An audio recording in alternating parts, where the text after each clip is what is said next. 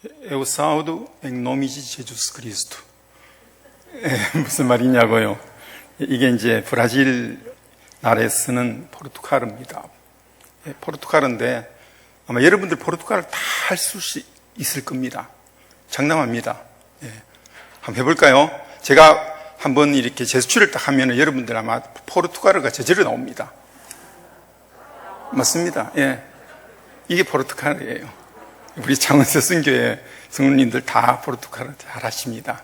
그렇기 때문에 충분히 브라질 사역을 위해서 함께 기도해 주시고, 또 동력해 주시고, 저희들이 힘들 때마다, 저희들이 어려울 때마다 하나님께 힘 주시는 것은 우리 한국교회 많은 후원 교회들이, 성도님들이 기도해 주시는 것, 그것입니다.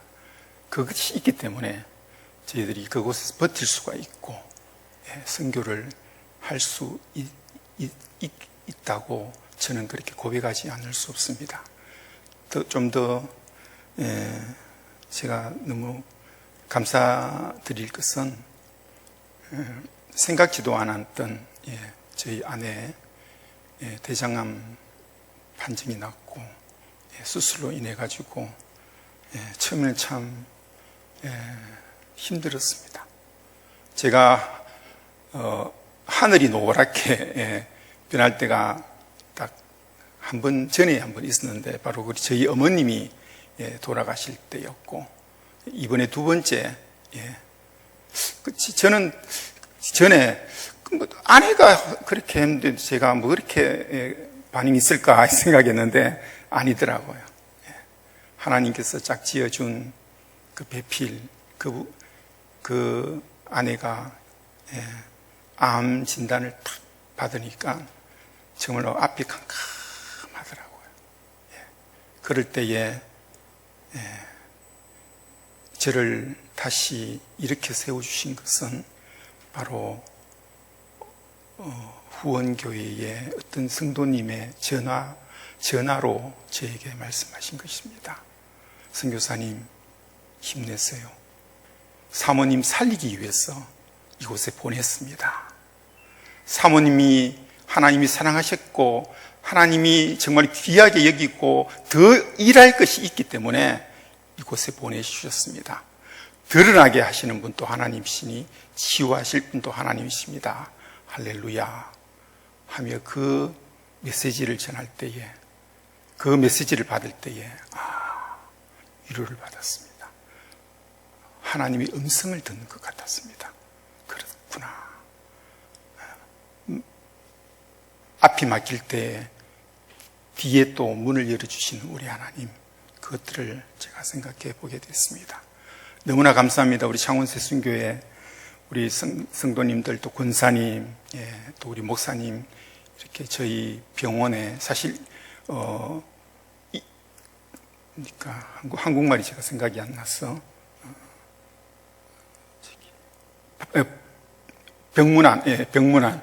병문안 사실 못 하거든요. 그런데도 불구하고 저희들 때문에 멀리 오셔서 저희들 함께 위로해 주시고 격려해 주시고, 또 우리 창원새 선교회에서 너무 많이 기도해 주신다는 그 말씀을 전해 듣고 제가 참 감사했고 눈물이 났습니다. 사실 저희 아내가 와서 직접 여러분들에게 감사 인사를 전해야 되는데도요, 지금 상황이 이러니까 이해해 주시고 꼭 저희들이 한번 다시 찾아서 여러분들이 기도해 주시고 또 물질로도 도와주신 그것을 감사하는 마음으로 와서 인사드리겠습니다. 말씀 전하기 전에 제가 동영상 잠깐 준비했는데요. 짧은 동상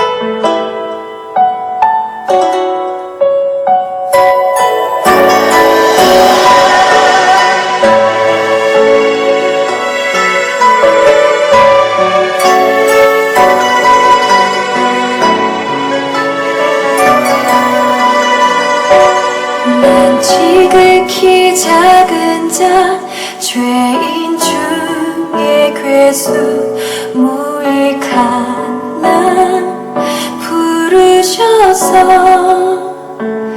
간절한 기대와 소망 부끄럽지 않게 십자가 전개하셨네.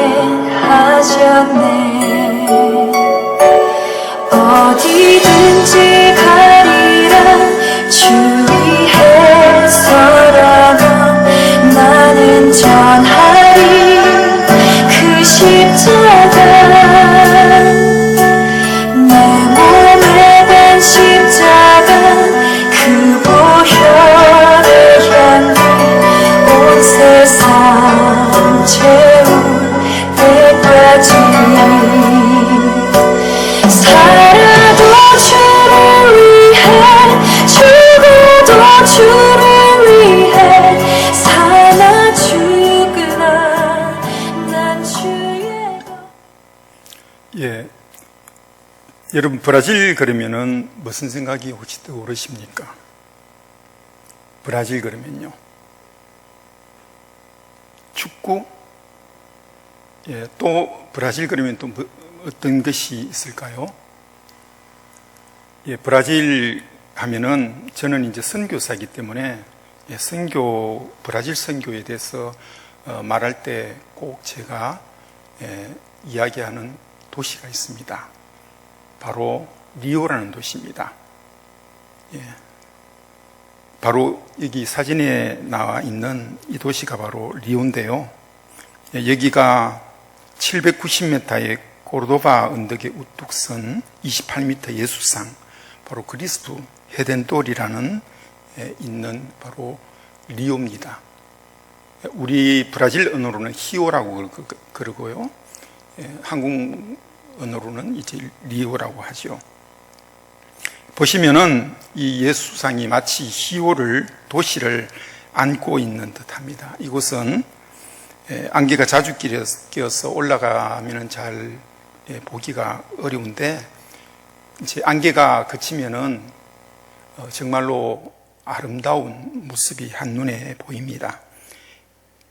언덕 꼭대기에 도시를 바라보며 반짝 빛나는 저 해변가의 모래, 그리고 아름다운, 그야말로 한 폭의 그림과 같이 아름다운 모습이 눈앞에 펼쳐지는 것을 볼 수 있습니다. 이 아름다운 도시를 보고 있노라면은 귓가에 들리는 소리가 있습니다. 우리 보통 하나님이 지으신 아름다운 자연을, 만물을 보면은 터져 나오는 찬양이 있죠. 그렇죠? 마찬가지로 저곳에서 아름다운 이 도시를 바라보면은 귓가에 Señor meu Deus, conde maravilhado, os grandes feitos veja da tua mão. 무슨 찬양이죠? 예. 독일 사람들은 독일 언어로, 미국 사람들은 영어로, 이탈리아 사람은 이탈리아 언어로, 각각 자기 나라의 언어로 제가 저기에서 찬양하는 것들을 목격했고, 그리고 주 하나님 지으신 모든 세계, 저는 독일어를 잘 모르고 영어도 잘 모르고 포르투갈어는 잘 알지만, 다른 언어는 잘 모르지만, 그 리듬이 있지 않습니까? 그죠? 주 하나님 지으신 모든 세계에 찬양하는 것들을 제가 볼 수 있습니다. 이제 저곳에서 내려옵니다. 한번 볼까요? 내려오면은, 이 장면을 볼 수 있습니다. 바로, 리오 도시에 있는 모습입니다. 조금 더 내려오면요,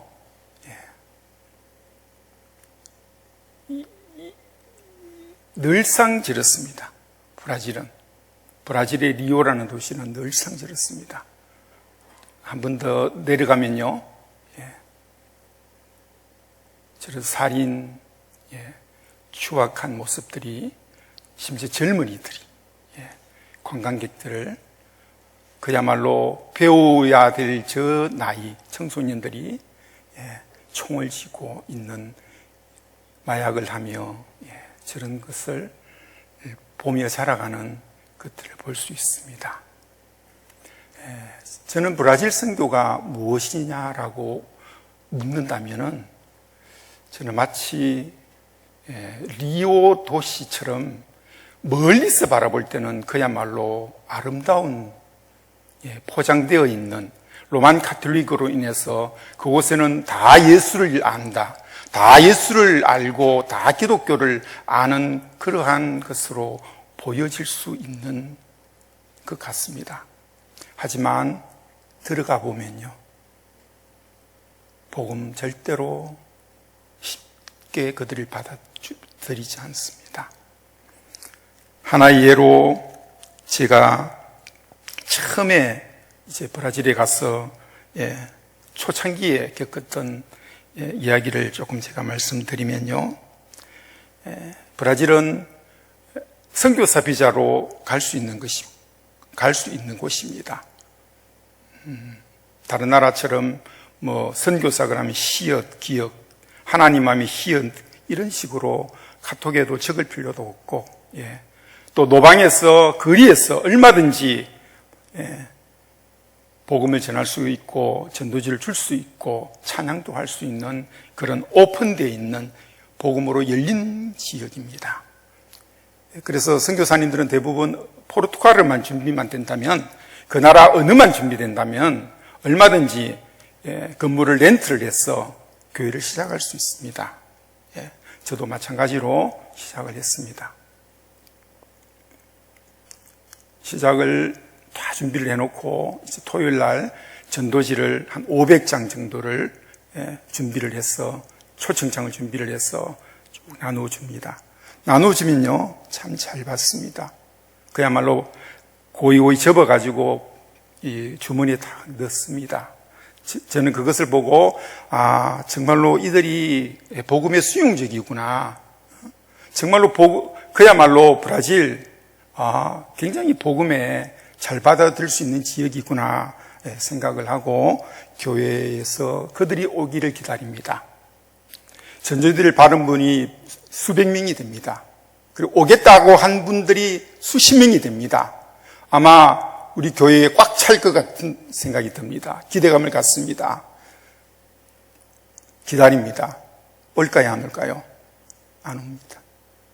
그 다음 주에 또 토요일 날 가서 지나면은 똑같은 그분이 저를 찾아와가지고, 목사님 제가 못 갔습니다 라고 시인을 해요. 또 물어보지도 않았는데 자백을 해요. 그러세요? 그러면은 뭐 모든 이유를 댑니다. 너무너무 자세히 됩니다. 괜찮습니다. 뭐 한 다음 주에 오시면 되죠 하고, 또 그런 분들이 수십 명입니다. 위로를 또 갖습니다.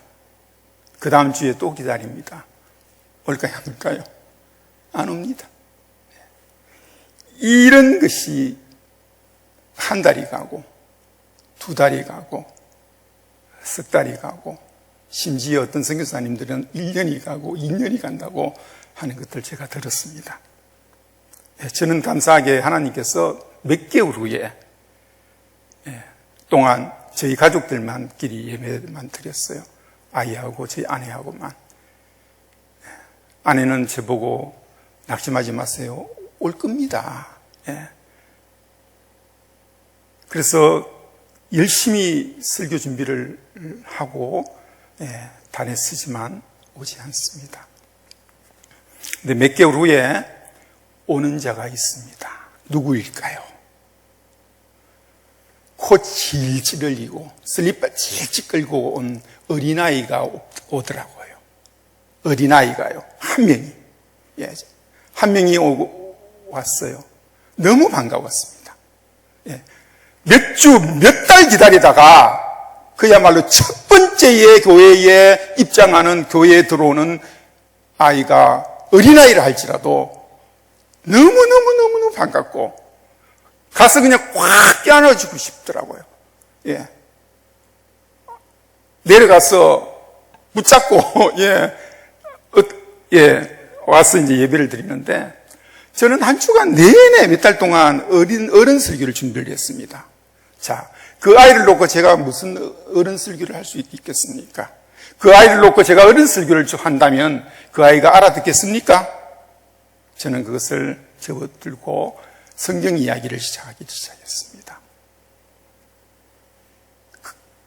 그래서 제가 물어봤어요. 어떻게 오게 되었느냐 하니까, 목사님이 엄마 아빠한테 초청장을 줄 때 손을 잡고 있었는데, 거기에 보니까 교회에 오면은 선물 준다고, 프레젠치 준다고 해서 왔다, 선물 받으러 왔다는 거예요.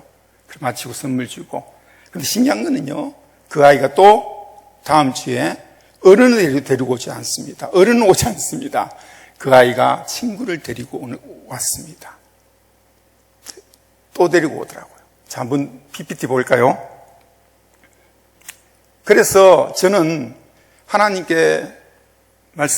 기도했어요. 하나님, 제가 원래는 어른들 먼저 전도하고 양육을 시켜서 이들을 통해서 주일학교, 중고등부 이렇게 하려고 했지만, 어린아이들만 하나님이 보내주신다면은 이제 이 교회에 꽉 찰 정도로만 어린아이를 보내주세요. 그때까지는 제가 어른 중심으로 설교도 하지 않고 어른 예배는 잠깐 중단하겠습니다 하면서 본격적으로 저는 어린아이에 맞는 찬양, 어린아이에 맞는 말씀, 어린아이에 맞는 예배의 모든 시스템을 바꾸어서 예배를 드렸어요. 다음요, 아이들이 오기 시작했습니다. 1명, 2명, 10명, 20명, 30명, 60명 오기 시작했습니다. 다음요, 그래서 장학생을 만들어서 장학금을 저희 교회에서 지불을 했고요. 그 다음요, 아이들 양육을 시켰습니다. 그 다음요, 영어 공부도 시키고요. 그 다음요, 중고등부 아이들이 왔습니다. 또 어린아이들이 왔지만 중고등부들이 왔어요. 와서 양육을 시키니까 제가 기도한 대로 저희 첫 번째 교회였던 저 상가에 꽉 비죽어서 앉을 자리가 없을 정도로 하나님이 보내주셨습니다. 할렐루야. 그 다음요,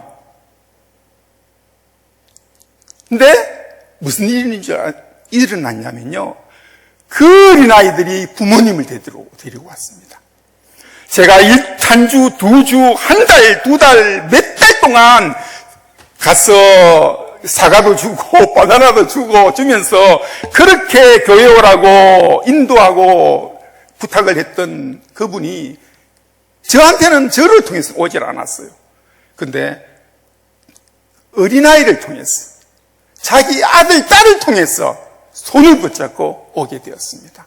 그 다음요, 바로 저분이 첫 번째 저희 교회 어른입니다. 저분이요. 저분을 제가 교사로 양육을 시켜서 저렇게 분반 공부를 합니다. 그 다음요, 저분이 이제 이웃 사람을 데리고 왔습니다. 할렐루야. 이웃 사람을, 이모를 데리고 오고 삼촌을 데리고 왔습니다. 그 다음요, 이렇게 어른들이 오기 시작했습니다.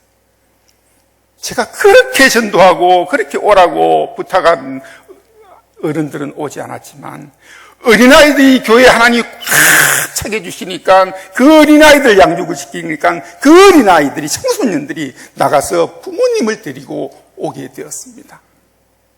이렇게 꽉 차서 저희들은 하나님께 예배를 드릴 수 있었습니다. 그 다음요,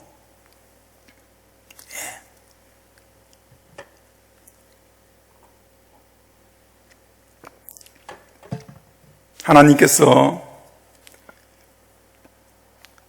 겉으로 보기에는 거의 모두 다 예수 그리스도를 믿는 자로 보여지는 것 같지만, 막상 그들에게 복음을 전하러 그들에게 다가가면 다가갈수록 정말로 그 마음이 얼마나 단단한지, 얼마나 강박한지, 얼마나 복음을 전하면 튕겨나올 정도로 그 마음이 정말로 단단한 것들을 제가 느꼈습니다. 그래서 누가 브라질 선교를 말한다면은 저는 겉으로 보기에는 그렇지만 직접 가서 복음을 전해 보십시오. 쉽지 않습니다 하는 것들을 저는 말하곤 합니다. 저 그림을 보시면요, 저는 지금까지 그 어린아이에 하나님이 물꼬를 터주시는 것, 브라질 선교를 열어주시는 것, 그것들을 바라보면서 하나님이 저에게 또 다른 비전을 주셨습니다. 뭐냐면, 저기에 보면요, 브라질에는 이 슈아스쿠라는 독특한 음식 문화가 있습니다. 슈아스쿠는 여러분 잘 아시는 대로 긴 쇠꽃쟁이에 고기를 끼워가지고 불에 돌리면서 굽는 브라질식 숯불구이를 말합니다. 주말과 공휴일에 여러 가정들이 함께 모여서 즐기는 이 슈아스쿠의 모임이 매 주말마다 브라질은 가집니다. 근데 이 슈아스쿠 모임을 초청을 할 때 항상 이야기하는 것입니다. Você traga quilo de carne e 2 refrigerantes, por favor. 이렇게 말합니다. 뭐냐면 올 때 1kg 고기와 2병의 음료수를 꼭 가지고 오십시오라고 그렇게 합니다. 개인마다 가져오는 고기 부위가 다릅니다. 음료수도 개인마다 가져오는 것이 다양합니다. 그래서 10명이 모이면요, 음료수 20병과 여러 부위의 고기 10kg를 다양한 맛을 즐기는 바비큐를 하면서 하루 내내 저희들은 교제하며 그렇게 모임을 가집니다. 저는 이러한 모임을 보면서 연합과 팀 사역의 단어를 떠올리게 되었고요. 내 혼자 하는 것보다 브라질 교회와 함께 하는 사역이 효과적이라 하는 생각을 가지게 되었습니다. 브라질의 각 도시에는 이 평균 50명 정도의 교인들이 모이면요, 자체 건물이 없지만 작은 교회들이 하나씩 둘씩 생깁니다. 경제적인 자립이 되지 않아서 목사님은 주중에 페인트를 하고 또 집수리, 또 트럭 운전, 이런 다양한 작업을 병행하기도 합니다. 그래서 저는 브라질 교회에 설교를 자주 하는 편입니다. 왜냐하면 브라질 교회 목사님들이 50명, 60명 되는 교회 목사님들은 운전을 많이 하시기 때문에 주로 수요일 날에는 교회에 올 수가 없어요. 먼 도시에 가서 금요일 날에 이렇게 도착을 하거든요. 그럼 수요일 날에는 교인들이 성경을 읽거나 합니다. 그래서 제가 가서 말씀을 전하고 지금 하고 있습니다. 그렇지만 안타깝게도 시작한 지 얼마 되지 않아 문을 닫는 이 교회들이 참 많습니다. 그래서 재정적인 어려움으로 인해서 큰 사역을 절대로 할 수가 없습니다. 그런데 제가 슈아스쿠 저 모임을 보면서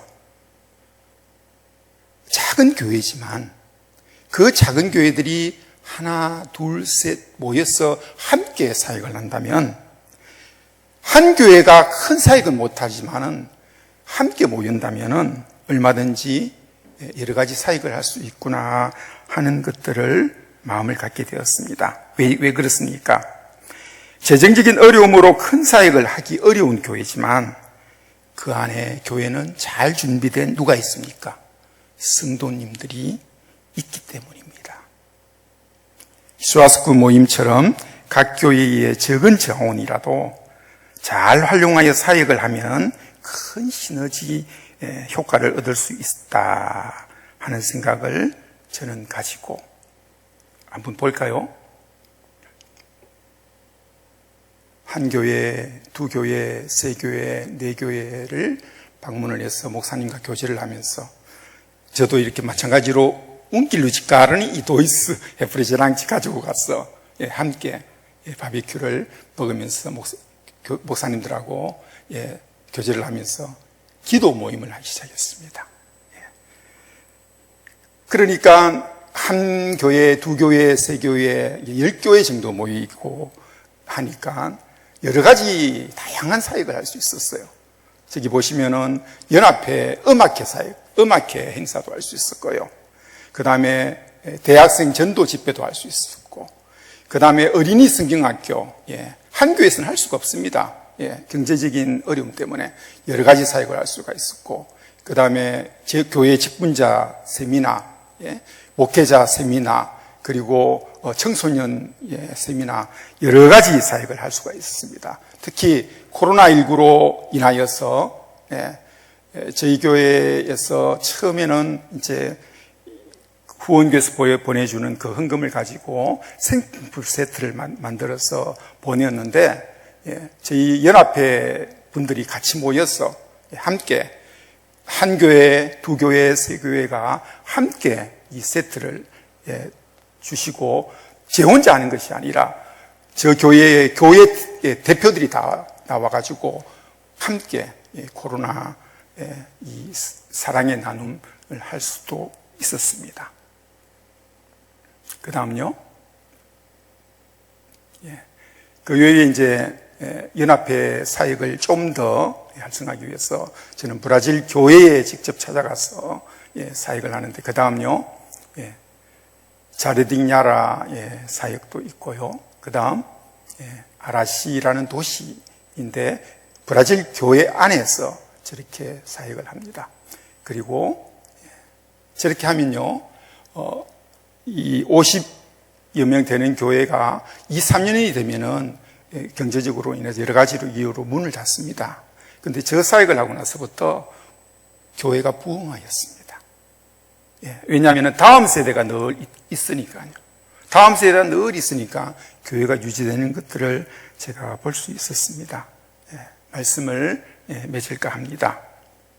오늘 읽은 그 요한복음 12장 24절의 말씀 보시면 거기에 오늘 우리 제목이 뭐죠? 한번 따라해볼까요? 하늘의 미랄이죠. 저는 21년간 브라질 사역을 하면서 하나 배운 것이 있습니다. 그것은 바로 전도는 한 번만이 되지 않습니다.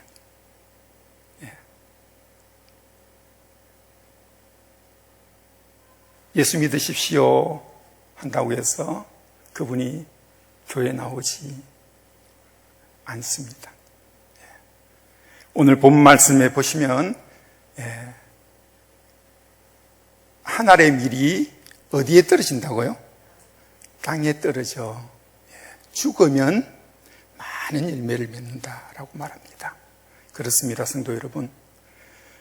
하늘의 밀알이 많은 열매를 맺으려고 하면요, 무조건 1차적으로 땅에 떨어져야만 합니다. 왜 땅에 떨어져야 될까요? 땅에 떨어지면은 제가 묵상을 꾸준히 해보니까 그 하늘의 밀이 안에 있는 껍질이 벗겨집니다. 벗겨지면서 그 땅에 떨어지면은 썩어져요.